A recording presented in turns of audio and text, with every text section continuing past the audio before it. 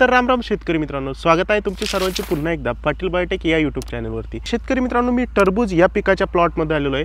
जवळपास सध्याच्या काळात भरपूर सारे शेतकऱ्यांच्या शेतामध्ये टरबूज या पिकाची लागवड केलेली आहे, परंतु फळाची साईज होत नाही।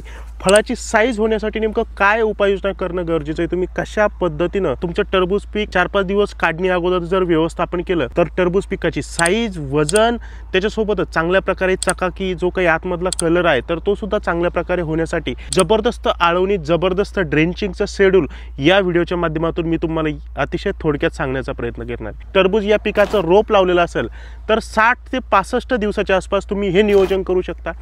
जर तुम्ही बियाणं लावलेलं असेल तर 70 ते 75 दिवसाच्या आसपास तर तुम्ही हे जे काही नियोजन आहे तर ते करू शकता। मित्रांनो, सगळ्यात शेवटी ज्यावेळेस तुम्ही 05234 सोडता, 0050 सोडता, हे विद्राव्य खतं सोडून झाल्यानंतर तुम्हाला प्रति एकरासाठी 200 ग्रॅम केसर्ज वापरायचं आहे। त्याच्यासोबतच शेतकरी मित्रांनो, 500 मिली साईज गेन आणि 500 ग्रॅम ह्युमॉल गोल्ड याचं 200 लिटर पाण्यामध्ये द्रावण तयार करून घ्यायचं आहे। 200 लिटर पाण्याचं जे काही द्रावण तयार झाल्यानंतर आपल्याला आपल्या टरबूज पिकाला ड्रिपद्वारे हे नियोजन तिथं करणं गरजेचं आहे। मित्रांनो, याचा फायदा तुम्ही वाटलंच तर काय करून ठेवा।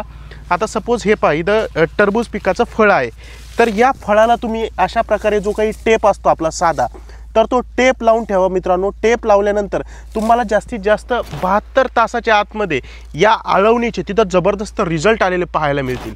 शेतकरी मित्रांनो, तुम्हाला रिझल्ट कशा पद्धतीने आले ते सुद्धा मला खाली कमेंट करून सांगा। हा व्हिडिओ आवडला असला तर चॅनलला सबस्क्राईब करून घ्या आणि निश्चितच पाटील बायोटेक तंत्रज्ञान तुम्हाला आवडत असेल तर इतर शेतकरी मित्रांना सुद्धा वापरायला सजेशन द्या। इतर शेतकरी मित्रांच्या व्हॉट्सअप ग्रुपला व्हिडिओ शेअर करा। तोपर्यंत राम राम।